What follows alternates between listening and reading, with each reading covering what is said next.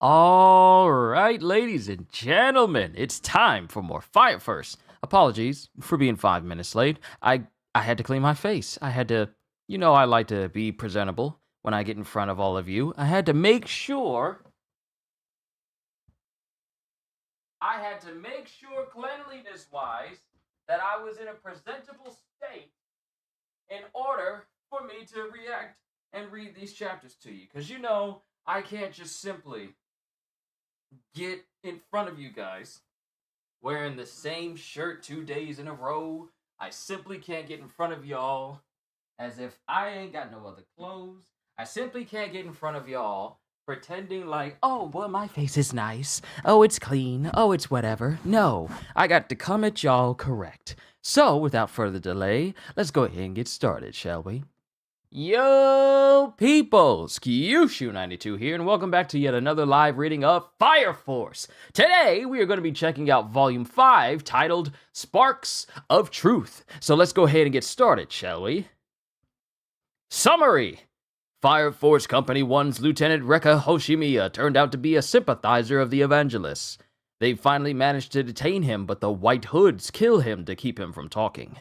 Seeing this as a very serious incident, Raffles III, sovereign of the Tokyo Empire, assembles the company captains and gives them strict orders to track down the Evangelists.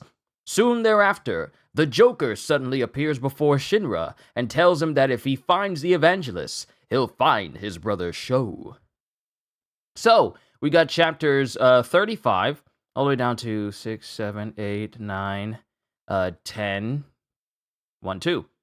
Down to chapter 42. So let's begin with chapter 35. And remember, last chapter, Shinra was face to face with Joker. My brother, working for the Evangelists? He commands an order of knights? Sho? An enemy commander? What are you talking about? And then Joker is just gone from sight. Chapter 35, The Promise. Wait! Joker! And Joker is already slinked into the shadows, still smoking as he goes, "Hell is fitting for a devil." As Shinra is just thinking about what Joker just told him. Special Fire Cathedral 8. And we have Shinra closing his locker and thinking about what Joker said to him. This is Joker. How much of what he said can I really believe? I don't know if Sho really is alive. But what if if what he says is true? Then will I have to fight my own brother? I was just a kid when we were separated, and Sho was a baby. And then we have Maki. Welcome back. Oh, thanks. I have no idea what Sho would be like now, or even what he'd look like. To be honest, I couldn't say how I would feel if I ever got to see Sho again. But still, I'm gonna be a superhero and protect you and Sho! The promise I made Mom fell apart. That promise tied me and Mom and Sho together. It kept us together as a family. No matter what happens, I will keep that promise. That will never change. And we have all of Company 8 standing in front of Obi. And then we have Obi. The Fire Force has been ordered to track down the Evangelists. We'll start by looking for clues in every report we've ever filed. And then Hinawa drops a really big stack of reports.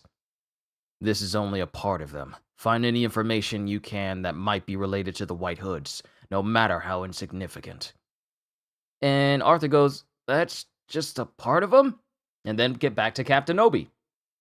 For some reason, the Evangelist and his White Hoods are intentionally setting people on fire.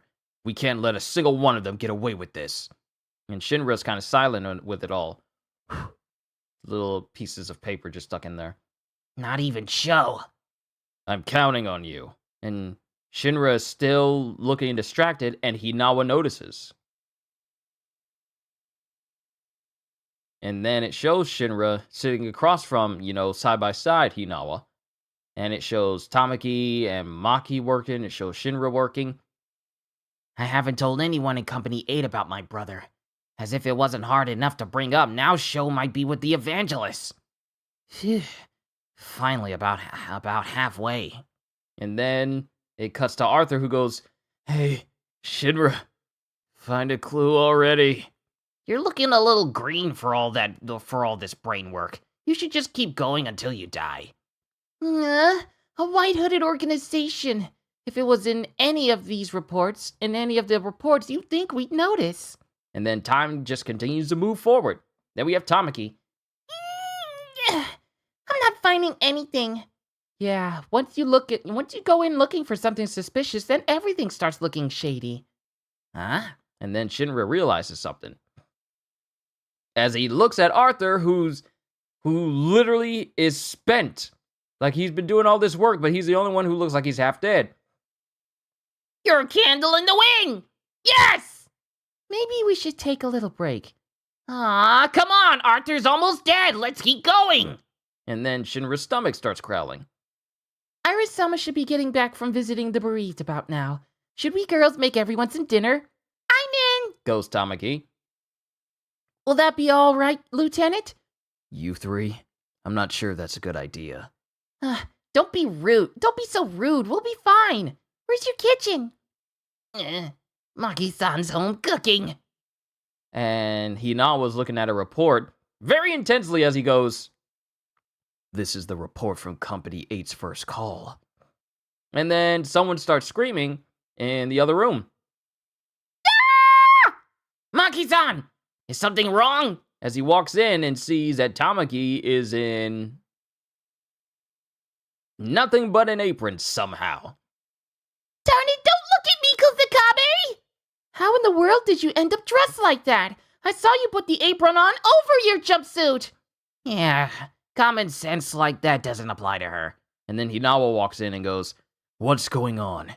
And then he sees Tamaki, and he goes, he's just tired. He's just tired of it already. "Tamaki, Maki, get back to work. I'll take care of the food. You're with me, Shinra." Huh? Yes, sir. And then as Maki is shuffling behind Tamaki so that she isn't exposed to the boys, Hinawa and Shinra go into the kitchen. "All right, I have plenty to work with." And then it just shows Shinra and Hinawa cooking. They're just preparing the food. "Sho, what should I do?" "Everything okay?" Huh?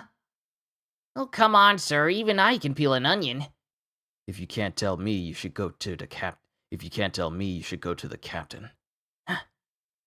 Don't stop working. Yes, sir! As Hinawa points a knife at Shinra's throat. "I like Company 8, and I want you new recruits to trust us too." Is that a threat? And then it shows all the food that's been prepared by Shinra and Hinawa. It looks so good! "Take it to the mess hall." And then he delivers it. But while he's doing that, he says, "Lieutenant Hinawa? I like Company 8 too. I like it a lot. And I do trust Captain Obi, and you, Lieutenant Hinawa. The way things are going, I'll only confuse everybody. Thank you, sir." "I see. But I already know my answer. Whatever happens, Joe, I will keep my promise." "Dinner's ready!" Arthur's back to life. As Arthur apparently wakes back up with renewed vigor. "Yay! Yay!" Goes Maki. "Awesome! Did you make all of that, Kusakabe?" "No, the lieutenant did most of the work." And then it cuts to Hinawa in the kitchen. And then Obi walks in. And he's looking around as if he's looking for somebody. "How is Shinra doing? Those investigations on Company 5 and Company 1 would have taken a lot out of him." And then Hinawa he dries off his hands and goes, "You didn't recruit any pushovers to Company 8. He'll be fine." "Captain Obi, that report I gave you earlier." "Yeah, I checked it. Company 8's first call. The victim was wearing all white. And we found a red cross at the scene." And then it cuts to Maki speaking to Shinra. "You've been acting strange since you got back. Tamaki-chan and Iris-sama and I were talking about it. Does your stomach hurt or something? Huh? They all care about me. Except for Arthur. And that's the end of chapter 35. Onwards to chapter 36. With the whole company, with all of Company 8 looking at this first report. Wow, blast from the past. This is the report of Company 8's first call? I see. That is interesting. Come to think of it, how was Company 8 formed? I haven't heard anything about it before. I hadn't heard anything about before I joined either. And then both Obi and Hinawa are silent. Then Obi speaks. Good point. We do have some new members, and it'll be good for them to know what Company 8 is all about. Lieutenant, tell them about it. Why me? You're a better talker. That's an order. Is it okay for me to hear this? I don't see why not. Hold on.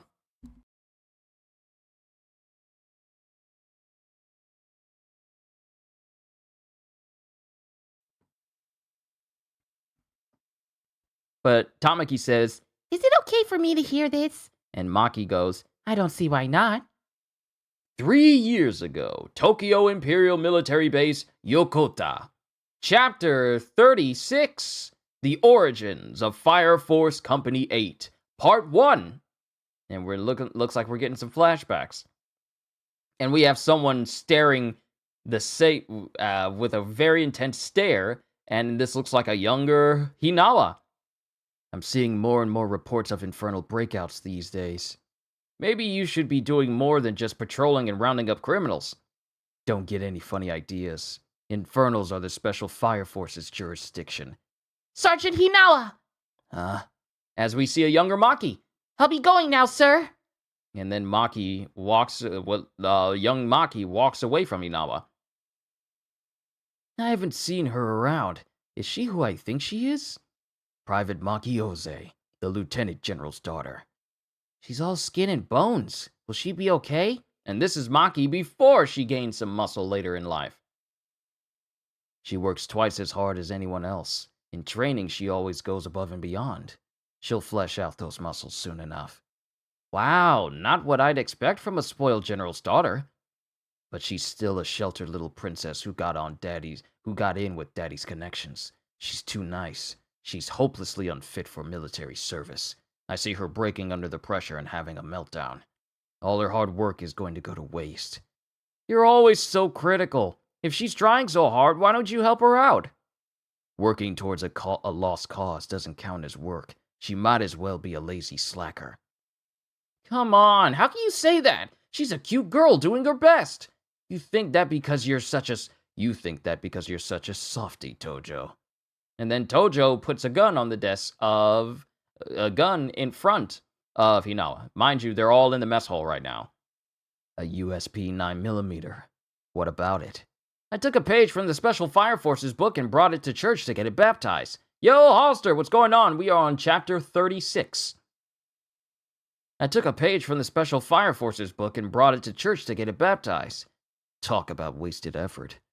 Was it wasted? Think about it. If you were going to get shot, would you rather it be by a baptized gun or an unbaptized gun? What do you say, Hinawa? Why don't you go to church and get your gun baptized too, just to see how it works out? It might change your perspective a little. I don't believe in any great sun god, and you're not a member of the Holy Soul Temple either. Besides, it's not like getting a gun baptized is going to change what happens when you fire it. I've known you a long time, and I knew you'd say that. Why does a nice guy like you waste his time with a guy like me? And then Tojo thinks about it and goes, You're not as heartless as you think you are, Hinawa. See? You picked up my tray for me. As he pretty much picked it up without even thinking about it. Picking up 2 trays is no different than picking up 1. I'm just thinking rationally. And you're saying picking up 1 tray makes me a good person? You're gonna be duped by another evil woman before long. Yeah, I have been hurt a few times. And then it cuts to some time later. And Tojo's reading a book in his room. I'm going to bed. Okay, good night. And then Hinawa goes to sleep. Yeah. Hinawa goes to sleep, time passes, and Tojo's reading a book. And then he starts smelling something as smoke starts popping up somewhere. Huh? Something's burning. And then the book he was holding is in flames as it shows Tojo starting to go infernal. His fingers are on fire, and he just screams out, "Ah!" What? And it cuts to Hinawa getting up, getting his gun, and running into the hallway as we see Toji half covered in flames. Not Toji, Tojo. We see Tojo half covered in flames. Tojo? Hinawa, shoot me! Please, you have to shoot me before I turn infernal while I'm still myself! You have to kill me! Kill me! And Hinawa points his gun at Tojo. But he hasn't fired yet. Once he's in infernal, the only way to put out the flames that surround him will be to kill him. I'm Tojo's friend, and I have to take his life. I can at least make it quick. And then he just keeps thinking about all the times that Tojo has spoken to him. Think about it. If you were going to get shot, would you rather it be by a baptized gun or an unbaptized gun? And it shows Hinawa freezing. But then we have some other soldiers. Run up right in front of Hinawa, and they got their guns ready. It's not safe here, Sergeant Hinawa. Please stand back. Ready? Aim? Wait. And it just shows them shooting Tojo's body. Infernal Tojo. And they just gun him down before he goes completely infernal. Hinawa, you... As Tojo falls over before he's gone completely infernal. Target neutralized. Lay down some fire retardant so it doesn't spread. And it shows people putting out Tojo with Hinawa just standing there, still frozen in place because he couldn't shoot him. Why couldn't I shoot him? Why couldn't I do that for him? As he kneels over the charred remains of Tojo. Then some more time passes. You're here early. Are you off duty today? I did just as you asked. I re-registered the late 2nd Lieutenant Tojo's gun in your name. And it shows that, wow, so that explains the handgun he's always using. That's Tojo's gun. But he's stamping so that he's putting a stamp on the form so that way he can take the gun. A memento of Tojo. Thank you very much. As it shows Hinawa just walking through a crowd. Why couldn't I shoot him? Then you hear like the sirens of a fire truck going by.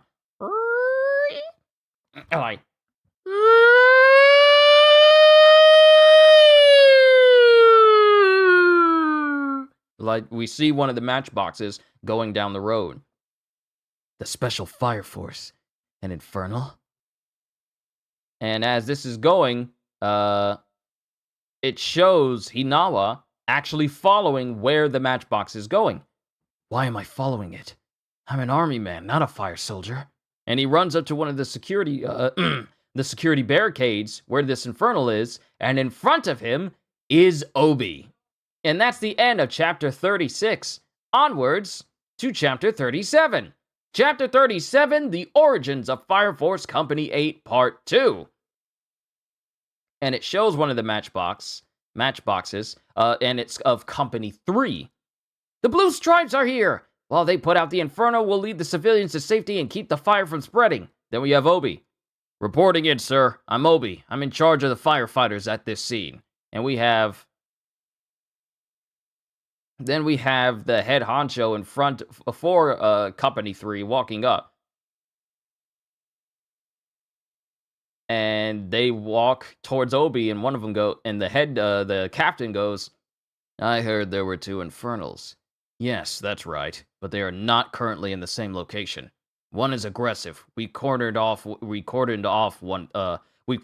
the area, but he's still running around trying to escape. The other is more complacent. He's staying put inside this shop. I'll pass on the second one. Yeah, it won't get us a lot of points. Points? Not Kobe, but Obi is confused about why they're talking about points. Points? Thanks for filling me in. You regular firefighters stay out of our way.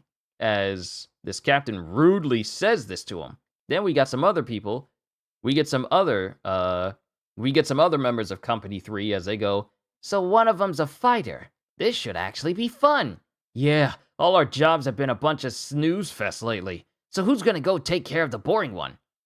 We finally got a feisty one. Ignore the low point one for now. It's not going anywhere. As Hinawa's listening in on this conversation, people keep talking about the kind, merciful fire force, but it looks like some of them aren't that different from soldiers in the army. Then we have a lady who goes, My husband is patiently enduring the flames. Please, Mr. Fire Soldier, please put him out of his misery. when fighting infernals, certain things have to take priority. We'll decide what gets extinguished when. We can take that one down whenever we want. You expect us to hang around here? This is stupid. Let's go. Please, come back! And then it cuts to Obi, who says, Excuse me, sir.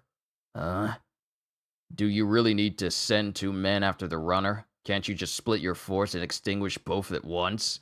And Obi, being a regular firefighter, he questions the captain. And the captain goes, We are professionals. When fighting infernals, you have to know how to make the proper calls. And you do that by points, sir? Yes. I rate the infernals and assign points based on my men's results. That's how I keep their morale up. These scam calls really want to get my attention today, but they ain't about to get me! They are not about to get me! I rate the infernals and assign points based on my men's results. That's how I keep their morale up. Because, unlike you, they are putting their lives on the line. That's a load of crap. It's not about morale. They enjoy fighting infernals. And this is Hinawa making this observation. Keep their morale up. Morale ain't worth a darn when you're snuffing a human life, sir. Don't tell us how to do our job, amateur. You just get ready to put out the flames when we're done. As they shove Obi to the side. Captain Obi, you can't talk to a blue stripe like that. Nobuo-san, hang in there. You can do it. I know you're suffering. I'm so sorry I can't do anything for you. Ma'am, if you don't mind. And this is Obi talking to the woman who just got pushed to the side by this Company 3 captain. I will take full responsibility for putting your husband to rest. But you're just a firefighter. Wouldn't it be dangerous? Don't you worry about me. And then we go to Company 3's matchbox as Obi is just opening up their matchbox and looking around for stuff. Is this the matchbox the Blue Stripes came in? A Type 7 firefighting axe. Not sure I know how to use it. But if they let those jerks use them, then surely I can.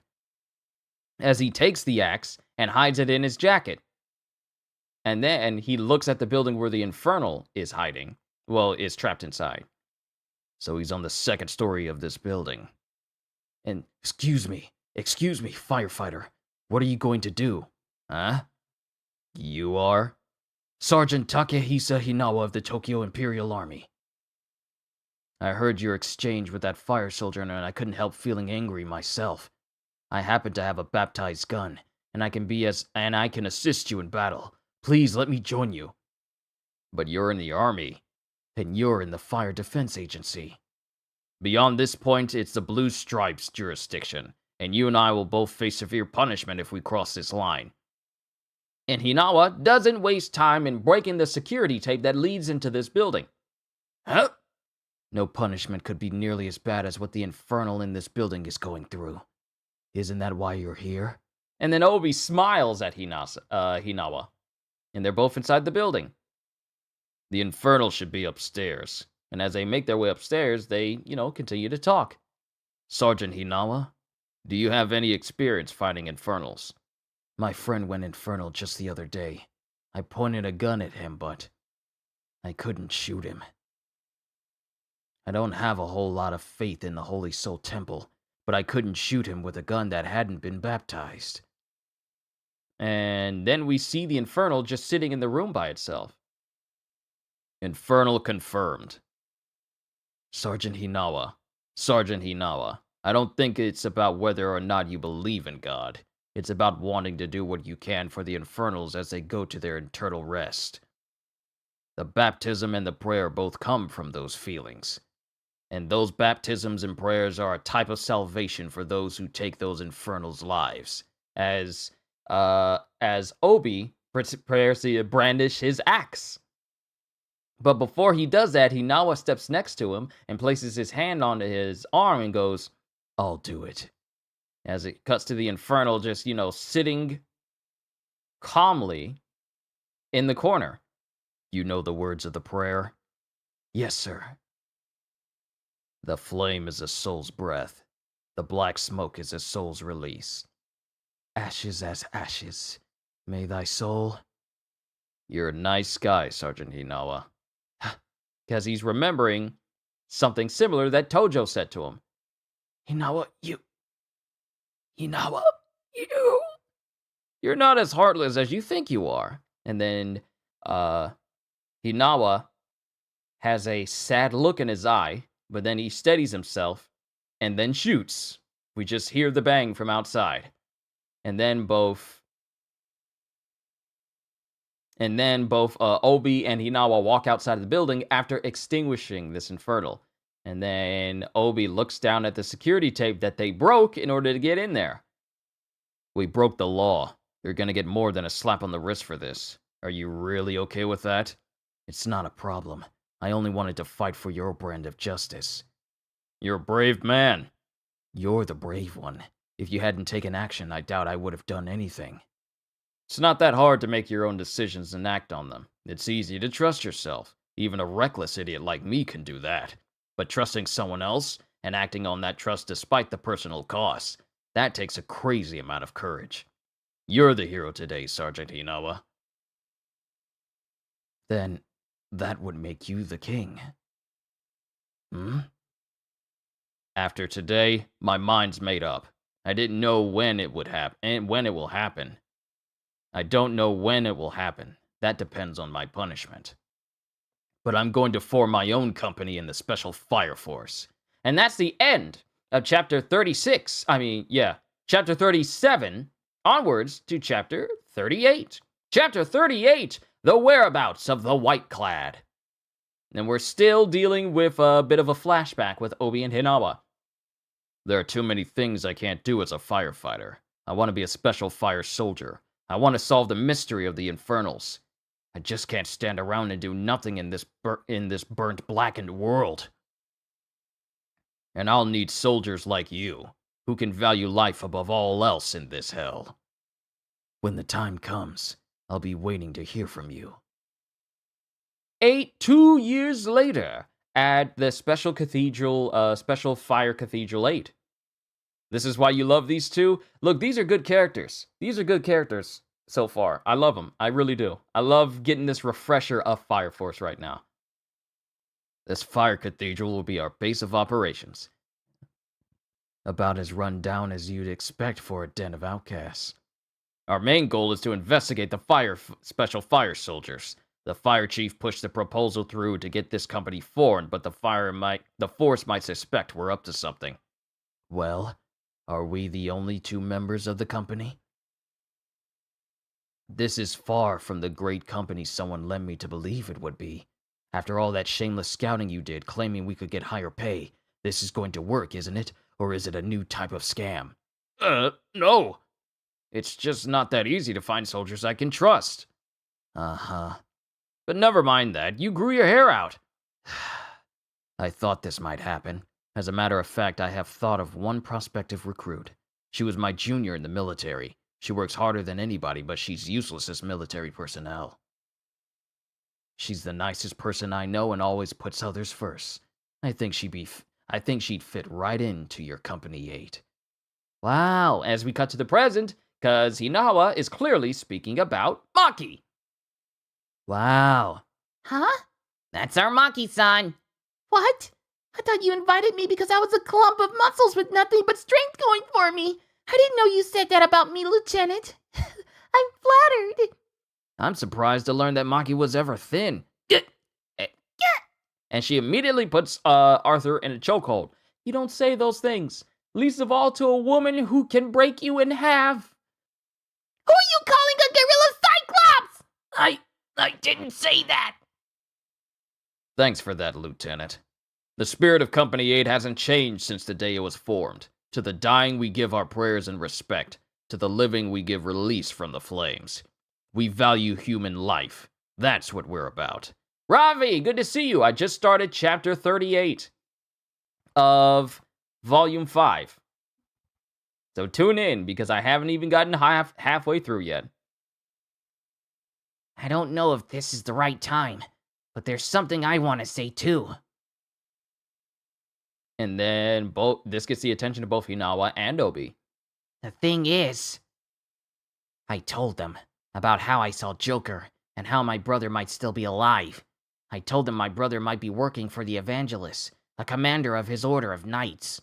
Company 8 is like my family. I can trust them. And that's everything Joker told me. I see. But you heard all this from Joker. Can you trust it? Joker's the guy who crashed the rookie games and put all those fire soldiers in danger. Maybe he's just trying to confuse you again by giving you weird information. And this is Tamaki saying this. I was told that my brother died in the fire 12 years ago, that not even his bones were left. After all this time, I can't believe it either. Well, then you... And then Obi puts his hand up in front of Tamaki to stop her. Shinra. Right now, it doesn't matter who gave you the information. Do you want to believe your brother is alive, or would you rather not? I want to believe it, sir! That's what I thought, as he just pats him on the head. And in that case, we're just gonna have to believe it too. This doesn't change our mission to hunt down the Evangelists, but now we'll build our strategy around the assumption that Shinra's brother is with him. And then this just gives a sense of peace to Shinra. Thank you very much, sir. And then we go back to the report. I meant to get to this sooner, but this investigation report is from soon after Sister Iris and Maki joined us. Do you all remember? It was a hot day. Everybody was nervous because it was our first call. The victim, the one who went infernal, was wearing all white. The extinguishing went all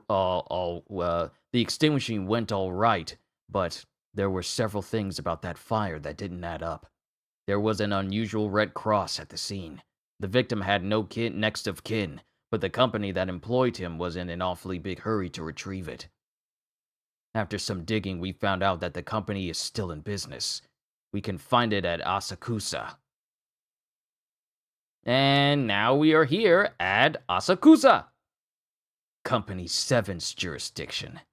Step right up, get your hoppy cheap. We have motsuyaki, monja, and beer too. Yo, Benny-chan, you should stop by once in a while. Yeah, Benimaru-chan, I made some daifuku. Fugu, take them with you. Remember, Company 7 is the domain of Shinmon Benimaru. So that ought to be interesting. I'm always telling you, you old bat, I don't want your sweets.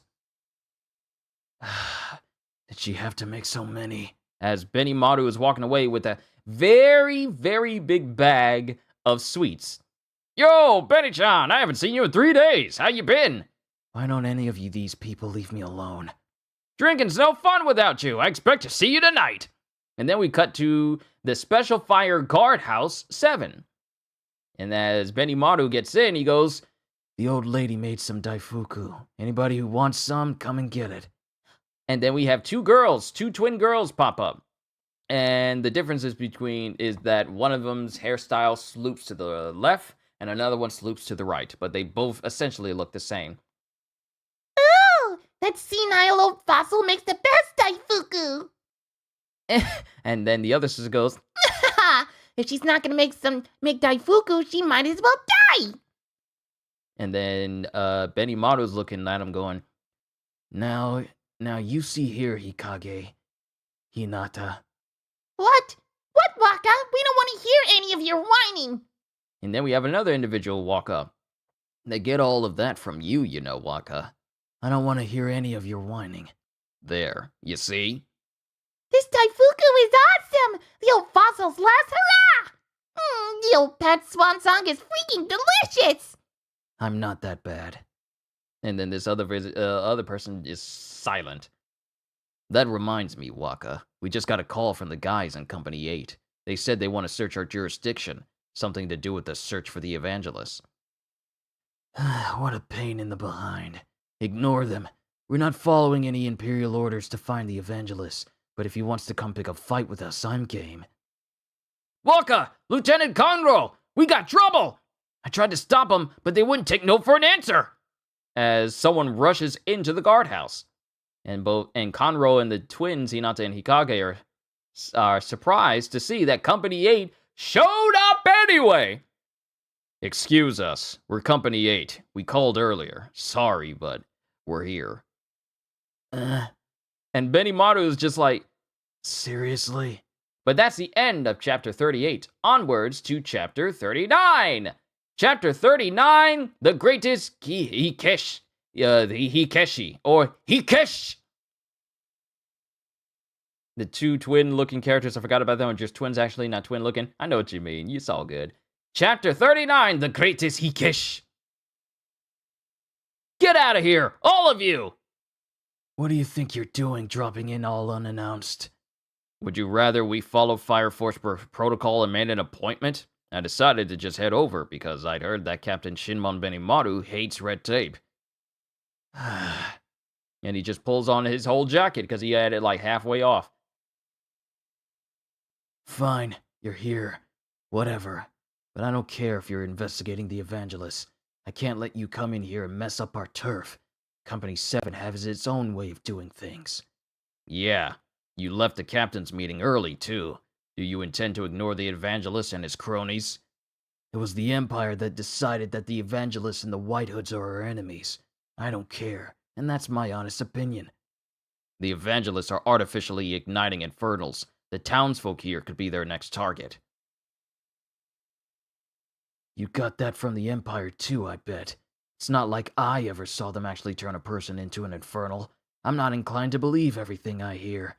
That's why we're here, to find the truth. I saw it, sir. I saw someone connected to the Evangelists turn people into infernals. I saw it too! I don't give a darn what some dogs of the Empire saw. I'm not interested in the word of a mutt who doesn't know how to ask questions. I don't need to take that from a guy who sits around doing nothing but asking questions. You've got guts, you little punk. They're bringing him up right in Company 8. Shinra, we didn't come here to fight them. But they're fighting us! Listen to them! Captain of Company 7, you're supposed to be the toughest soldier in the force! You're so tough, the Empire had no choice but to recognize your town's fire brigade as part of the Special Fire Force. So now it's my turn! I'm gonna beat the crap out of you and make you see things my way! Fires and street fights are the flowers of Edo, huh? And then something's clanging and someone's screaming, Fire! Fire! An infernal? This is your fault, Waka. You jinxed us when you said that. Darn it. I better not see you here when I get back. As Benimaru starts to leave. Is that it? Is it infernal?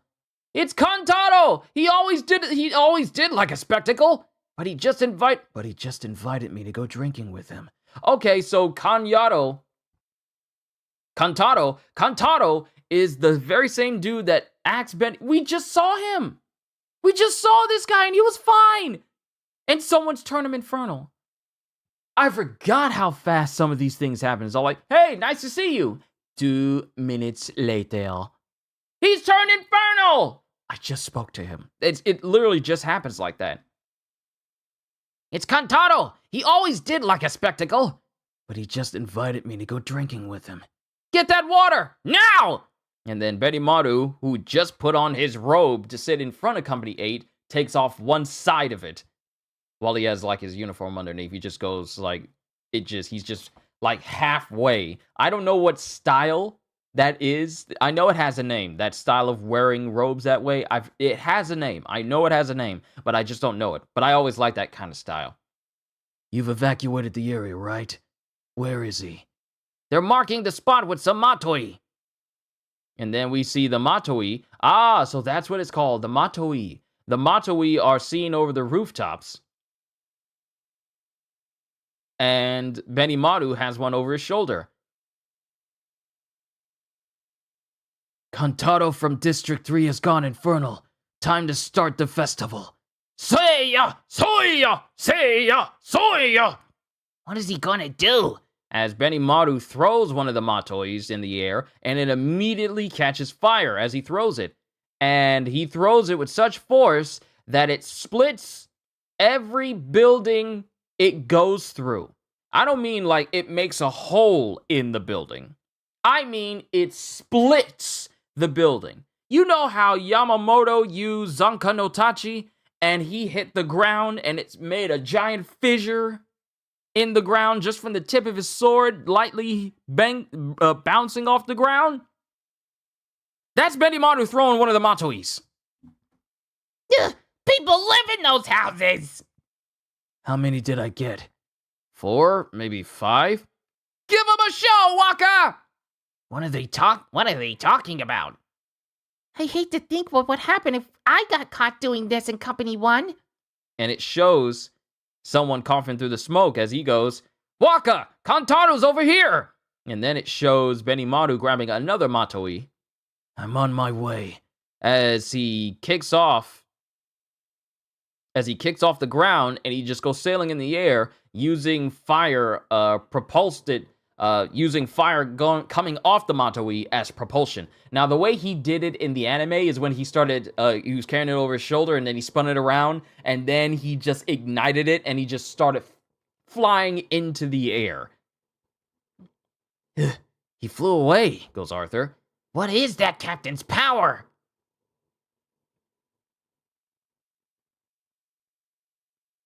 And we see Kantaro, Infernal Kantaro, as Benimaru is airborne. He's actually holding on to the underside of the Matoi. I'm trying to remember specifically from the anime where he flipped it around and then he started flying in the air while riding the Matoi rather than just hanging from underneath it. I think that might have been the first time we see Benimaru. But he's hanging on to the Matoi as he's flying overhead, going, There you are, you old fart. Waka! As more Matois go flying into the air and they all get ignited. And he throws one Matoi while the rest of them go sailing with the others. And the whole area just erupts in explosions because he is incredibly destructive. He's getting the houses again. And we see Kantaro still there. What's going on? Is he igniting fires and controlling the flames? I wonder if he's done something to those Matoi. This is insane. And then Kanro speaks. Waka can use the ignition powers of a 3rd generation and the manipulation powers of a 2nd generation. He lights the fires at will and controls them like they're a part of him. There's no one else like him. He's a composite fire soldier. So, he's essentially has the powers of both a 2nd generation and a 3rd generation. Like the supreme manipulation of it all. And that also is signified in his unique pupils, with one of his pupils being a circle and his other pupil being an X. There's no one else like him. He's a composite fire soldier. But he's the one doing all the damage, not the Infernal. And then the old lady, the same one that gave him candy, goes, Houses can always be rebuilt, but now that he's an Infernal, Kantaro's life is over. Look around you, Kantaro. The town is in shambles. Raising this kind of hell at your age, you old geezer. And then it shows Kantaro who's growling because, he's full Infernal. You always did like a spectacle, didn't you? And he just walks over to Kantaro and then just jabs straight through his chest. Not even punches him, just jabs straight through his chest in one swift stroke. You did good.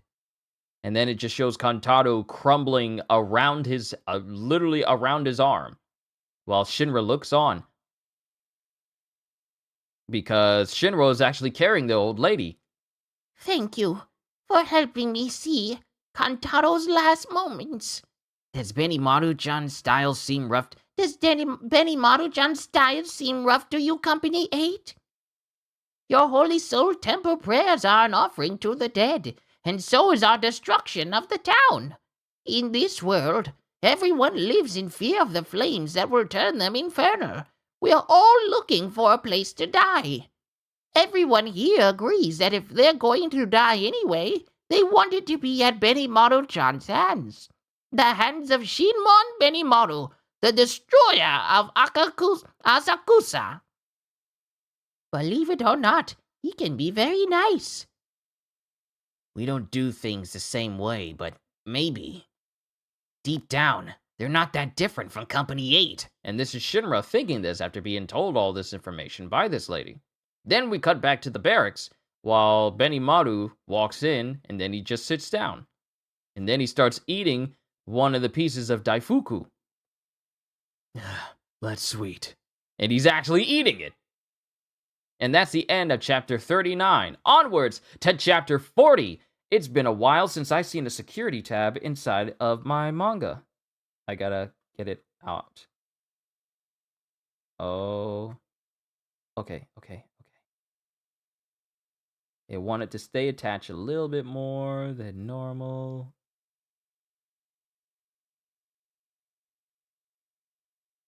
There we go.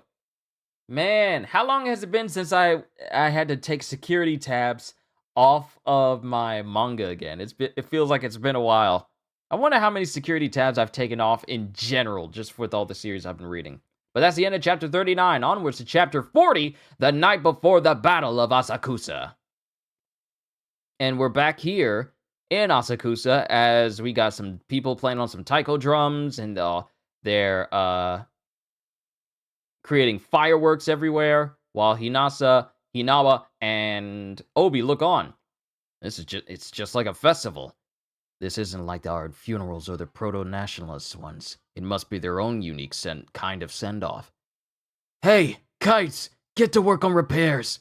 Anyone whose house was destroyed in the send-off, stay at the guardhouse. We'll take care of you until construction is finished. And this is Benimaru saying this. And then we have an individual with a weird-looking face going, "Tear down my house next time, Ben-chan! I love to shaka with you!" Reinforce his house so it never falls down. You got it! And it's some dude who really wants to stay at the same place as Benimaru. And he's sweating and he's huffing real hard. His nose is open all wide. He has this weird look on his face. And Benimaru's all like, reinforce his house so it never falls down. You got it! And then people just start reconstructing houses. Captain, may I go help with the repairs? Well, we can't discuss our investigation while they're busy fixing the town. Bring me that lumber! Oi. Yes, sir? Let Company 8 help, sir. With my power, heavy loads in high places are no problem. As Shinra picks up a load of lumber and just flies off with it because he's helping out. And Benimaru just gives him some sort of disapproving look. I'll get this rubble out of the way. Allow me to assist you with welding. As he's using his little Excalibur to seal up some metal pipes. Oh, not bad. Then we have Hinawa doing what he does best with a gun, and he's just helping out. And then we have another individual going, using like a nail gun with perfect accuracy. Then we have another dude saying, this is gonna be too heavy to move. And then Maki picks it up with her, supreme strength. Hurrah! Oh! And then we have Tamaki's bra falling off. No! Why? As she runs chest first into Shinra, of course. Then night falls, and we cut to another room, as we get some hooded individuals. We get the Evangelists. I saw Company 8's matchbox parked at Yangendori in Asakusa. What would they be doing in Company 7's territory? Company 8 came to investigate Company 1 over the Rekka incident. They may have caught our scent. What are the Evangelists' orders? Erase them. We failed to finish them off last time. Prepare the bugs and the snares. And you see a vial with one of the firebugs. We see the vial with one of the firebugs in it, but right next to it is an entire box filled. Hold on. Your PS5 will enter rest mode in 5 minutes. Is it because I had the share screen up that long? That's interesting. I never saw that happen. I got a game on, and I have it so that it doesn't turn off while I'm playing the game. But I guess having my share window up on my PlayStation up for that long is what triggers it to say, yeah, we're going to go into rest mode now. Interesting. The Arthur Pipe ceiling scene always surprises me because I always think he's smart enough to figure that out. He's smart enough to figure out how to do that. Exactly. This dude is a bit of an airhead when it has anything to do when it doesn't have anything to do with like fighting as a soldier, but this is a surprising change. He's actually good with his hands. So, you know. But the Evangelists have like an entire box filled with vials of firebugs. Erase them. We failed to finish them off last time. Prepare the bugs and the snares. And then we cut to nighttime at the company as we got people going, okay, time to call it a day. Thanks, Company 8. You were a big help. No problem, goes Obi to one of the people of Asakusa. And then we have Benimaru and Kanro in a room. You don't have to do this, Waka. The kids have been working all day. This is the least I can do. Thank you. We're running low on suppressants. We'll have to order some more from Haijima. And then it shows Benimaru putting, like, bandages on Kanro, because it shows that he has burns. Did that hurt? No, it was just cold. Really, Kanro? You should have been captain. Company 7 is a bunch of hooligans. A guy who can't fight would never make it as captain. And then it cuts to the twins. Hikage and Hinata. Oh! Conro! Waka! Hey, wait! Hikage, Hinata, what's up? This darn dwarf keeps chasing Hika and Hina and trying to eat us! It's freaking messed up! Darn twerp. I'm playing tag with you, you little punks. I'm not gonna show you my spinning fire top anymore. Spinning fire top? He shoots fire from his freaking feet and spins and spins and spins! It's so stupid! It's called breaking, breakdancing. It's not stupid, it's awesome! And then Conro continues to speak. Sorry, Company 8, kid. First you help us with the repairs, and now we have you babysitting the runts. We're not runts! We're gonna squish you, Conro! No, I don't have a problem playing with kids. Quit treating us like kids! We're gonna squish you, Shinra! And then Conro just looks at him. Burn marks? Shinra looks at Conro. Burn marks? Part of his skin's been carbonized. Come on, I'll show you my spinning fire top. Let's go! Shut your pie hole! You can't order Hika and Hina around! Hika and Hina. Gotta remember to call them that all the time. But then Benimaru continues to replace the bandages. Those Company 8 guys, they're not a bad bunch to be around. They're not like the other companies. Yeah. They're more like us, like Company 7. Why don't we help them with their investigation? Would you, if you were captain? And then Conro's silent. Waka, we didn't make you our captain just because you're tough. Then Company 8 chose to help out because you... I know, I heard it 1,000 times. But I'm not cut out for this, being in charge of people. Now face forward so I can get you wrapped up. I think we will help them. I don't have anything against Company 8. As Benimaru seems like he's warming up to them. And then we have Hika and Hina looking at Shinra spinning around with the fire top, with this spinning fire top that he mentioned. Ah! It's so stupid! How is it stupid? Why? I'm doing this for you, you know. Can't you say something nice? Waka! Huh? Sir, I'm Shinra Kusakabe, Fire Soldier 2nd Class. I apologize for my intrusion earlier. Yeah, that's okay. So, is Lieutenant Conroe alright? That's what happens when a 3rd gen overuses his powers and keeps overheating. Temphrosis, a disease that turns his body into ash. Was that your first time seeing it? I learned about it at the academy, but no, I'd never actually seen it. When it happened, So the lieutenant was in a situation so bad he had to use his powers until he started to carbonize? Shinra, was it? I want to talk to your captain. Where is he?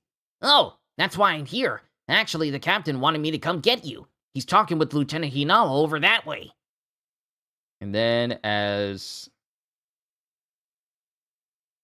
Benimaru is searching for Obi and Hinawa, he hears some people talking around the corner. Huh? Is this the place? And then he's surprised to hear someone saying, "It worked, Lieutenant." Yes, it did. We turned that Kantaro into an infernal, just like we planned. Yes, we did.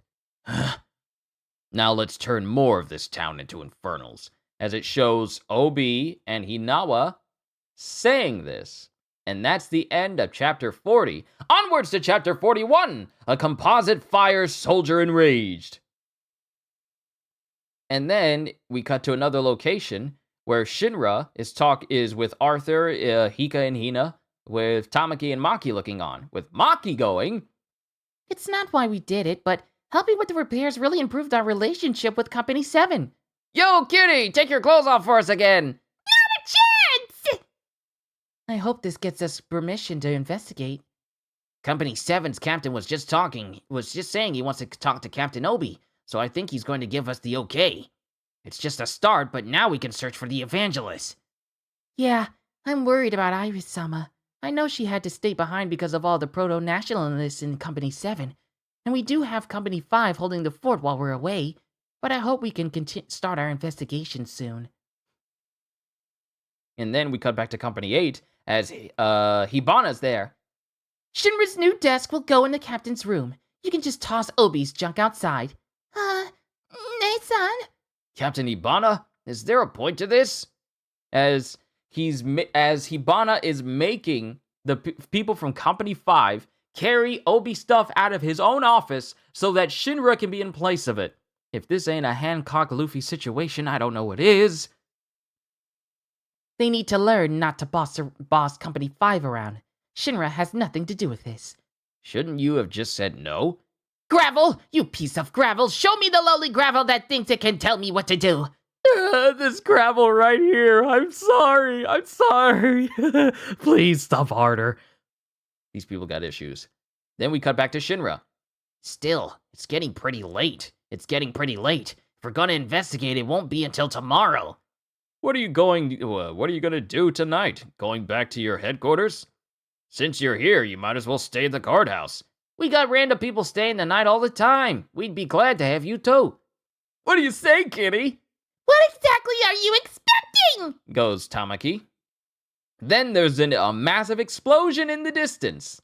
And it's Hinawa and Obi running. I told you not to eat Company 7's Daifuku. I only had one! What's gotten into him? Why is he attacking us? He can't be that upset.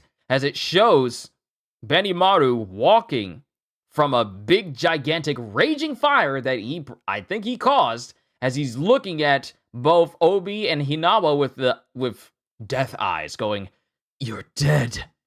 Captain? What did we do? Can it? Don't think I'm gonna let you out of Asakusa without paying for what you did. And it shows more and more things setting fire as Benimaru uses his own power to set things on fire and telekinetically launch them at Obi and Hinawa. Waka, what's wrong? The real reason they're here is to mess up our town. They tricked us. What? What do you mean? They're the ones that made Kantaro go infernal. Wait, we made him go infernal? Captain Shinmon, what are you? Don't play dumb with me. I saw it with my own eyes. And as he tries to throw a flaming water basin at Captain Obi, Shinra comes in and he immediately destroys it. I don't know what you saw, but please, calm down! As he stands in front of Benimaru and goes, go to heck, I don't need to calm down.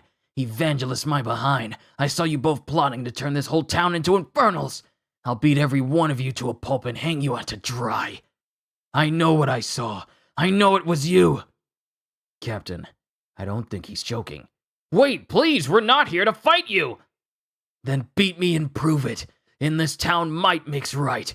If you don't want to fight me, then fight me and prove it. If you don't want to fight me, then fight me and prove it. If you don't want to fight me for your innocence, then fight me for your innocence. Okay. And then Maki goes, Get behind me! all of you stay out of this. I can beat them on my own. Woohoo! I don't know what's going on, but Benimaru-chan's gonna take on Company 8! Alright, go get him, Waka! Let's do this, Company 8. Shinmon Benimaru is ready for you. And it shows Shinra standing there. But then we have two hooded figures standing on a roof outside. We did it. We provoked him. Yes, we did. Now to get ready for the next phase of our plan. As these hooded figures in white also share the faces of Captain Obi and Lieutenant Inawa. And then it cuts to Benimaru creating a giant fireball. Hiding behind that woman? His company 8 a bunch of cowards? Get down, everyone! And Maki immediately dissipates the fireball. Don't underestimate me, sir. I'm a fire soldier too. Was that supposed to repel my flames? As he's still manipulating the fire, and he puts his hand in a crushing motion around Maki, and the flames create a circle that try to make their way to collide with her, and she manages to dodge out of the way before it collides in on itself and explodes. Maki-san! And then Maki gets on her feet, and she tries to hit Benimaru, who just dodges every single one of her hits, with him going, You're well trained. Don't forget me! As he moves out of the way of Maki trying to kick him, and using that still outstretched leg, grabs it, and tosses Maki straight into Shinra, right behind him, without even looking. Gah! Just a... And they both get sent flying into the distance. And then we have Hinawa shooting his gun at Benimaru, and Benimaru doesn't even move, because Benimaru stops the bullets before they even get to him. This man is broken. The moment you start stopping bullets, and the moment you start stopping bullets like Neo, yeah, it's over. It's over. You can't use those guns anymore. But he stops them, and he redirects them. He redirects them at Hinawa, and one of the bullets grazes him on the cheek, and Hinawa still fires his gun at him. Fire your pea shooter all you want. It won't do you any good. I'm aware of that, sir. I was just wondering how much of your second and third gen powers you can use at the same time. As Arthur comes in and tries to slice Benimaru right then and there. And Benimaru jumps high into the air, with Hinawa using trajectory control as he sends his bullets flying into the air after Benimaru.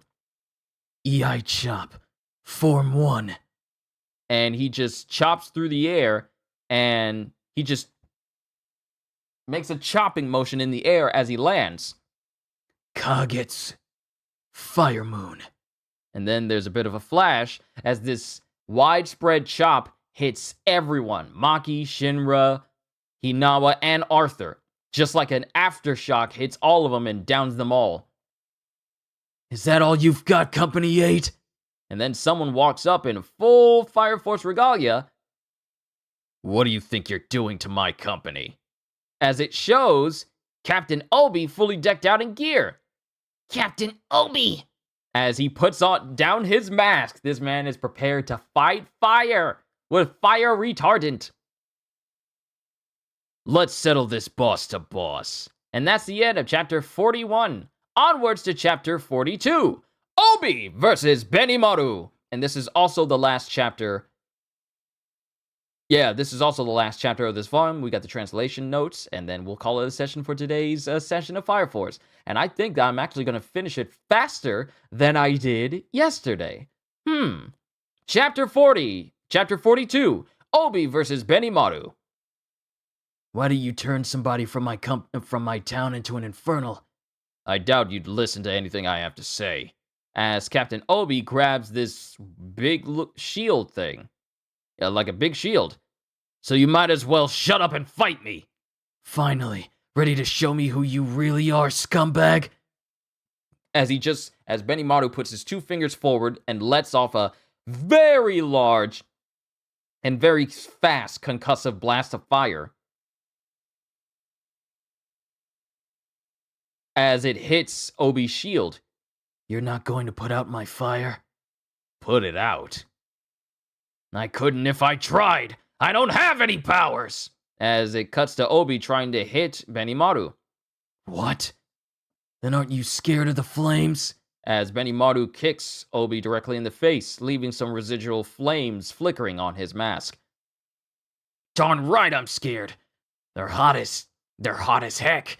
If you know how terrifying the flames can be, then how could you turn Kantaro into an infernal for no reason? As Benimaru continues to hit Obi all over the face. I'm telling you, you're making some kind of mistake. And it shows the Matois that he uses flying straight towards Captain Obi. I saw it clear as day. There's no mistake. Captain! As Shinra watches these Matoi land where Captain Obi is, and there's a massive explosion from the point of impact. And then it shows the shield where the Matoi embedded themselves, and Captain Obi just drops his shield to the ground. 2nd generation, 3rd generation means nothing to me. I train hard every day. And he takes out an extinguisher grenade and tosses it at Benimaru. An extinguisher grenade? And it explodes right next to him. And then, as that happens, a fire extinguisher goes flying through the smoke, and Benimaru just casually tosses it away. And then Obi, from the bottom of the smoke, tries to sneak attack him, but Benimaru kicks him directly in the face. And then Benimaru puts his hand up against Captain Obi, and using his own strength and firepower, hits Captain Obi directly in the chest. And then there's another extinguisher grenade in front of Benimaru after Captain Obi got, downed on the floor and on the ground, and it explodes in front of Benimaru once again. And then it shows Captain Obi wielding this gigantic mace, or like blunt mace, a 2-handed mace, and he tries to swing it at Benimaru, and Benimaru, using his superior strength and firepower, just chops straight through it. Mind you, this thing looks like it's completely made of metal, not hollow in any respect. It's a solid, heavy object, and Benimaru just slices through it with his bare hand. My thing is, if you're fast enough, even something that's blunt can become a cutting tool. But just how fast and how powerful do you have to be to just slice through something with your hand? It's like if I were to be so fast and powerful that I slice a clean cut into my wall, not leaving any residual broken edges because, fingers are blunt, but, just a clean, perfect cut. That's Benimaru's cutting power, which is his bare hands. Then Captain Obi drops more extinguisher grenades out of his uniform, and they explode directly in front of Benimaru again. I'll get you and your... And it shows Captain Obi making his way through the smoke again, and he grabs onto Benimaru. And then Benimaru grips onto him and slams Captain Obi directly into the ground. And when he has him pinned, he puts his 2 fingers up and unleashes a point-blank palm blast directly into Obi's face mask. But Obi gets right back up and proceeds to headbutt Benimaru with such force that we actually see Benimaru draw blood. I finally landed a hit. Do you even know how to flinch? And then Captain Obi's helmet comes off as he goes, I can't afford to flinch. I have the weight of Company 8 on my shoulders. As we see Shinra and Arthur watching on. Get out of here! That guy's non-powered! Get out of here! That guy's non-powered! And he landed a hit on Benimaru. Was the captain always that tough? Did you think he was a weakling? But I can't stand watching his ridiculous fighting style. Woo! Not bad, Company 8 Captain! You're not as good as Benny-chan, but go for it! Then we have Captain Hinawa again. Both Captain Shinmon and Captain Obi have a lot of charisma that attracts people to them. We can't let this fight go on much longer. And the only way to resolve the misunderstanding is to win? Is there any way to stop them? Goes Shinra and Maki respectively. Then we have Kanuro. What in the world is going on out here? Lieutenant Kanuro! It's a big throwdown. Apparently it was Company 8 that made Kantaro into an infernal. Ah! Waka! Get him! Goes Hika and Hina. As more fighting happens between Obi and Benimaru. What? That's impossible, says Kanuro. Then we have Benimaru. A man like you, it doesn't make sense! As he chops directly into Captain Obi, but Captain Obi is unyielding and proceeds to still go after Benimaru blow for blow. And then everyone's watching as we get another hooded figure in the background, and he's holding a vial of the firebugs behind this crowd. So I can't take you down with a half-baked attack, eh? Then I'm done playing. Is that? It is! As Benimaru starts waving his hand into a circle, and a big old circular flame starts to emanate from it. What's he doing? Oh no! EI Chop, Form 7. As it shows this big wall of fire. A big circular wheel of fire, not wall of fire, but a wheel of fire appearing right behind Benimaru. Nichirin, Sun Wheel. To be continued in Volume 6! And that is the end of Chapter 42, ladies and gentlemen. If there are any translator notes... No, there isn't. There's just like a collaborative talk between Hiro Mashima and Atsushi Okubo, the makers of Fairy Tail and the makers of, well, Fire Force, obviously. Doesn't look like there's any translator notes that we need to go over. So... Oh no, there is. It's just at the very end. Sorry, my bad. They were right at the end. Translation notes. Candle in the Wind, page 16. A Japanese idiom that refers to someone on the brink of death. A Japanese idiom that refers to someone on the brink of death is Fuzen no Tomoshibi, or light in the wind. Normally, the translators might have used a more obvious idiom for this modern era of electricity, but first, fire imagery is always appropriate in this series. And second, while Shinra probably wouldn't use the phrase if he knew this, and Eden Zero, yeah. If he knew this, by calling Arthur a candle in the wind, he is also making a reference to the Candle in the Wind, the last book in the T.H. White's Arthurian fantasy series, The Once and Future King. Signature stamp, page 46. Here, Takehisa is signing the paperwork to complete this registration. In Japan, it is common practice to use an inkan, or signature seal, to stamp one's name on official documents, package delivery forms, etc., in lieu of signing one's name.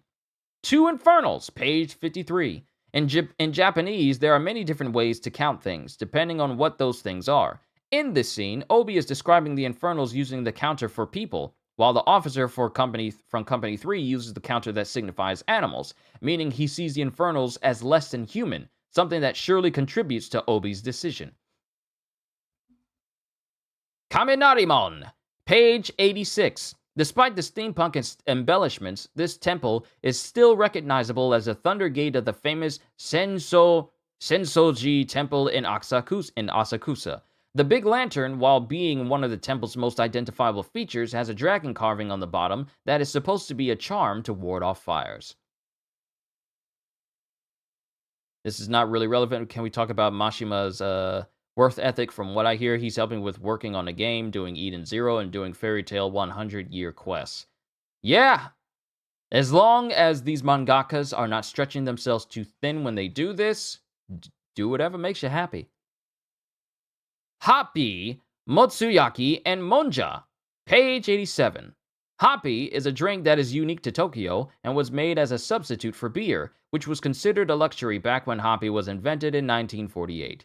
It's mostly non-alcoholic, but is intended to be mixed with stronger and cheaper spirits.